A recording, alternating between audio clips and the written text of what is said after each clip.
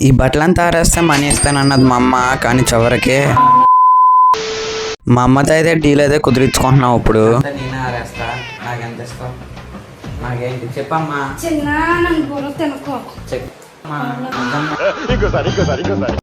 నిజంగా ఆడేసి వస్తా. ఇక మమత ఎక్కువగా వాదించకుండా బట్టలు ఆడడానికి అయితే వచ్చేసా. ఎందుకంటే ఒకడు నాకు ఎదురొచ్చిన వాడికే రిస్క్, నేను ఒకడికి ఎదురెళ్ళిన వాడికే రిస్క్. ఎవరితో అయినా పెట్టుకోవచ్చు కానీ ఇండియన్ మదర్స్తో మాత్రం అస్సలు పెట్టుకోకూడదు.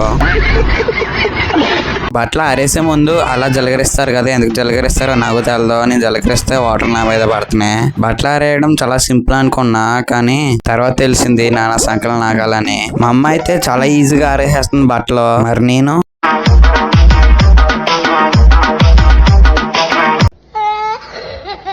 బట్టలన్నీ ఆరేసేసాక అమ్మ దగ్గరికి వెళ్ళి ఏమి ఇస్తామమ్మా అంటున్నాను. నేనేమేమనో దీనికి 500 lakhs వస్తే అప్పుడు ఇస్తా అన్నదే.